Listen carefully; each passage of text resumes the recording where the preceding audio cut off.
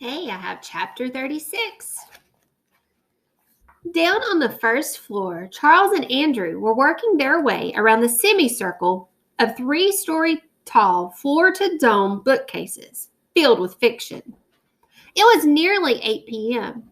"We need to find that blasted book," said Charles, craning his neck to study the shelves. "I'm getting kind of hungry," mumbled Andrew. "You had a snack this afternoon," snapped Charles. "Well, now it's time for dinner." "No, we need to find Anne of Green Gables first."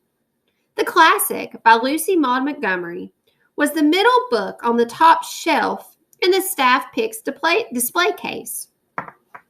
So far, Charles, Haley, and Andrew had not been able to find it anywhere in the library. "Unfortunately," said Andrew, "they've temporarily erased the book's call number from the database." "So we wouldn't know what to punch into the hover ladder's control panel," grumbled Charles. "Actually," said Andrew, "they might have shelved it in the children's room. Or maybe the 800s with literature. Could be in the 400s too, because it was written originally in Canadian, which is technically a foreign language." "So you have said, Andrew, repeatedly. But we've already searched those other locations. Several times. It has to be up here with the other fiction titles. You just need to fly up and find it." "Well," said Andrew, "I'm kind of afraid of heights." "Fine, whatever. I'll go up and grab it. But you have to give me some kind of call number to enter into the hover ladder. Lucy Maud Montgomery wrote other Anne books. There's Anne of Avonlea." Charles dashed over to the nearest library table and swiped his fingers across the glass face of its built-in computer pad. "Here we go. Anne of Avonlea by Lucy Maud Montgomery. F-M-O-N. "Yes," said Andrew. "Fiction books are usually put on the shelf in alphabetical order by the author's last name. Non-fiction titles are classified according to the Dewey Decimal System." "How long have you known this?" Andrew's nose twitched. "Since second grade." "So all we ever needed was F-M-O-N? We could have found this book hours ago." Andrew gulped. "You're such a disappointment." Shaking his head, Charles huffed over to one of the hover ladders. He quickly jabbed F, M, O, and N into the keypad. The boot clamps locked into place around his ankles. "You owe me for wasting all this time, Andrew. You owe me big time.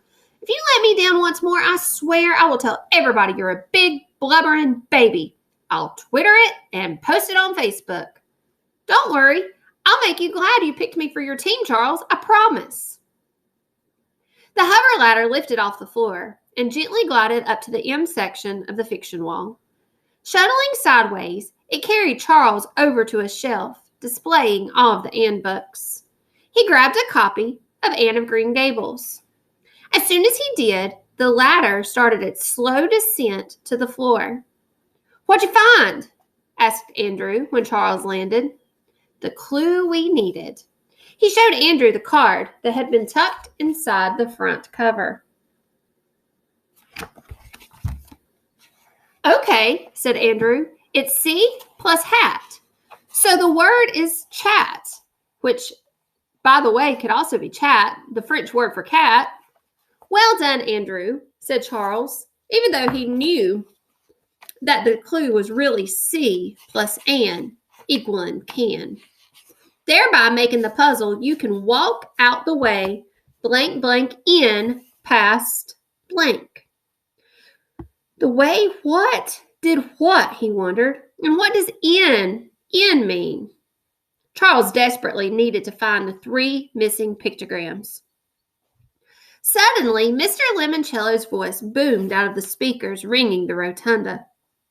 "Hey, Charles. Hey, Andrew. Let's do a deal." Game show music blared. A canned crowd cheered. Charles turned around and saw shafts of colored light illuminating 3 envelopes perched on top of the librarian's round desk. Clarence, the security guard, marched into the reading room and folded his arms over his chest, took up a position near the 3 envelopes. "We have a green envelope, a blue envelope, and a red envelope," said Mr. Lemoncello. "In 2 of those 3 envelopes are copies of 2 of the 3 pictogram clues you still need. In one, there's a clunker card. If you pick an envelope with a clue, you get to keep it. And you get to keep going. But once you pick the clunker card, you're done. And you must suffer the consequences. Andrew raised his hand. Yes, Andrew. What are the consequences?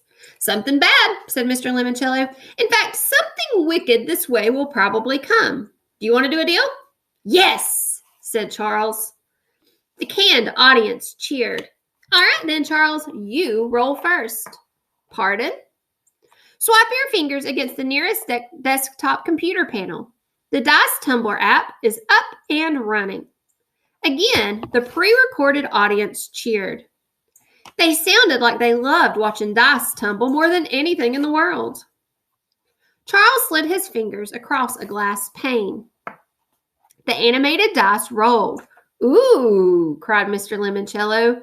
Double sixes. That gives you a 12. Is that good, sir? Maybe? Maybe not. Okay, Andrew, your turn. Peckelman tapped the glass. The dice flipped over. Another set of doubles, said Mr. Lemoncello. Yeah, muttered Charles. 2 ones. Snake eyes. Is that bad? Asked Andrew. Maybe, said Mr. Lemoncello. Maybe not. Okay, guys. Which envelope would you like to open? Charles thought about it while TikTok music played. They were given this chance to play Let's Do a Deal after they located the Anne of Green Gables clue. Coincidence? He didn't think so. We'll take the green envelope, sir. Clarence presented the green envelope to Charles. Open it, said Andrew. Open it. Charles undid the clasp, pulled out a card. A loud zonk rocked the room. The card was black, with blocky white type. Uh-oh, mumbled Andrew. What does it say on that card? Sorry, kids. You're out of luck, read Charles. So out of doors, you're all now stuck. Clarence picked up the blue and red envelopes and marched back towards the entrance hall. What does that mean? Said Andrew. Well, said Mr. Lemoncello. Charles rolled a 12, and you rolled a 2. What's 12 plus 2? It's 14, said Charles eagerly, the way he always did in math, when he wanted to remind the teacher that he was the smartest kid in class. Ooh, said Mr. Lemoncello, this is not good. In fact, I'd say it's stinkerific. Stinkerific, said Andrew. Is that even a word? It is now, said Mr. Lemoncello. JJ, tell them what they've lost. And an authoritative female voice boomed out of the ceiling speakers. Warning! Due to a clunker card, all 10 Dewey Decimal doors will lock in 10 minutes at exactly 8 o'clock. If you are in one of those rooms, kindly leave immediately. The 10 doors on the second floor will remain locked for 14 hours. Andrew panicked. What? 14 hours? I told you 12 plus 2 was bad, quipped Mr. Lemoncello. Of course, it could have been good. If you had picked one of the other envelopes, you would have received a clue and a free 14-month subscription to Library Journal. Charles did some quick math. Sir, does this mean we'll be locked out of the 10 Dewey Decimal rooms until 10 o'clock tomorrow morning? Bingo, said Mr. Lemoncello. It sure does. That stinks, whined Andrew. We need those stupid rooms to solve your stupid puzzle. Clunker cards stink. This game stinks. 14-hour penalties stink. Charles did his best to block out Andrew's rant. He needed to think, and then it hit him. Kyle Keeley's team had to be working on some other solution to the bigger puzzle of how to escape from the library. Otherwise, Charles and his team would not have been able to find the 9 clues they'd already picked up. Surely, if Keeley's team had been playing the same memory match game, they would have found at least one of the pictograms before Charles, Andrew, or Haley. They must be working a completely different angle.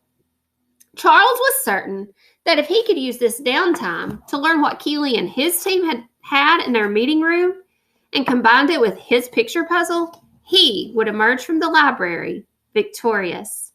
Do not despair, Andrew, Charles said confidently. We're still going to win. How? Charles leaned in and cupped a hand around his mouth so that no security cameras could read his lips. Remember, he whispered, you need to pay me back for wasting a ton of time in finding Anne of Green Gables. What? You're the one who picked the stupid green envelope with the stupid clunker card. Charles narrowed his eyes and chilled his hushed voice. So? Nothing, said Andrew. Just thought I'd, point it out. Charles turned his eyes into blue ice. So, whispered Andrew, swallowing hard, what exactly do you want me to do? Find a way to sneak in community meeting room B. Andrew wheezed in panic. That's impossible. Don't worry. I have an idea. What is it? 2 words. Sierra Russell.